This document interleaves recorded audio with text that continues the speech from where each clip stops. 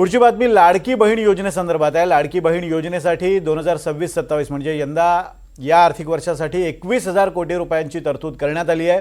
गेल्या वर्षीच्या तुलनेत ही तरतूद कमी असून गेल्या वर्षी म्हणजे 2025-26 या आर्थिक वर्षात या लाडकी बहीण योजनेसाठी 30,619 कोटी रुपयांची तरतूद करण्यात आली होती आणि त्यापूर्वीच्या वर्षी म्हणजे 2024-25 मध्ये लाडकी बहीण योजनेसाठी 33,237 कोटी रुपयांची तरतूद करण्यात आली होती। त्यामुळे गेल्या 2 वर्षांच्या तुलनेत यंदा कमी निधीची तरतूद करण्यात आलेली आहे। मात्र लाडकी बहीण योजना सुरूच राहणार असं मुख्यमंत्री फडणवीसांनी स्पष्ट केलं आहे।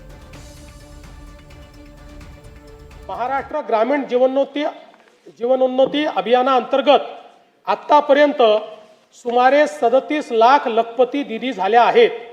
सन 2026-27 मध्ये आणखी 25 लाख बहिणींना लखपती दिदी करण्याचे उद्दिष्ट आहे।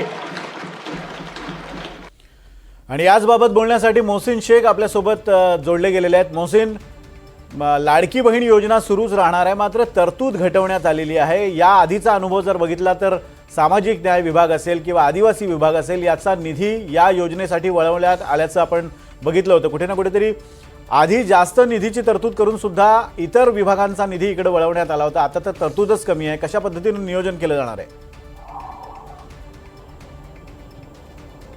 नाही, याचे आकडे समजून घेणं महत्त्वाचं आहे विनोद सर। आपण जर गेल्या वर्षीची बघितली तर आणि आता या वर्षीची तरतूद बघितली तर यावेळेस 2,618 कोटी रुपयांची तरतूद कमी करण्यात आलेली आहे। साहजिकच यामागे काहीतरी लॉजिक असेल आणि तेच लॉजिक आकड्यातून आपण थोडंसं समजून घेऊया।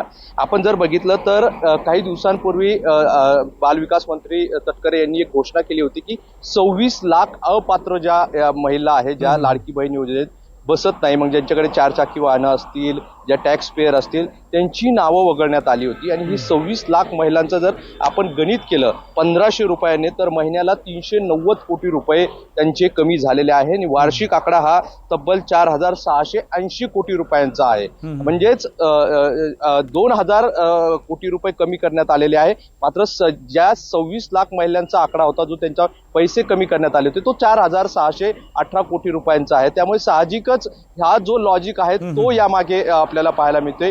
जो 2,618 कोटी रुपयांची जी बजेट कमी करण्यात आलेली आहे तो आकड्यामागे एक कारण आहे की 26 लाख महिला ज्या आहेत ज्या लाभार्थी होत्या त्या घटलेल्या आहे आणि त्यांची जो बजेट होता तो कमी झालेला आहे आणि त्यामुळेच या अर्थसंकल्पामध्ये तो बजेटचा विचार करून आणि त्या बजेट जो झालेला बजेट कमी आहे त्यामुळेच हा बजेट जो आहे तर यावेळेस कमी करण्यात आलेला आहे। आणि सगळं गणित जे आहे तर आपण एकंदरीत आर्थिकदृष्ट्या जर बघितलं तर तो एकंदरीत बसताना पाहायला मिळतोय।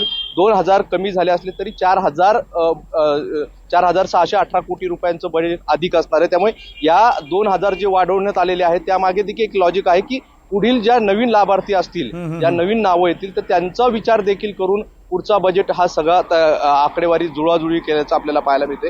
त्यामुळे ज्या पद्धतीने टीका होत होती की लाडकी बहीण योजनेचं बजेट कमी करण्यात आलेलं आहे, मात्र त्यामध्ये हा 26 लाखाचा आकडा जो लाभार्थी कमी झालाय तो महत्वाचा आहे आणि तो कमी झालेला बजेट कमी सगळे आकडे बघताच हे सगळं कमी करण्यात आलेलं एकंदरीत दिसतंय। आणि त्यामुळेच देवेंद्र फडणवीस हे सभागृहात म्हणले की कोणत्याही परिस्थितीत लाडकी बहीण योजना बंद पडणार नाही आणि त्यामागे ही सगळी आकडेवारी आपल्याला पाहायला मिळते। अगदी म्हणजे केवायसी मुळे ज्या लाडक्या बहिणींची संख्या 26 लाखांनी घटलेली आहे त्यामुळे हा निधी जो तरतूद केलेली आहे तो पुरेसा आहे असं सरकारचं म्हणणं आहे। आणि पुढच्या काळातही केवायसीच्या माध्यमातून आणखीन काही महिला अपात्र ठरू शकतात।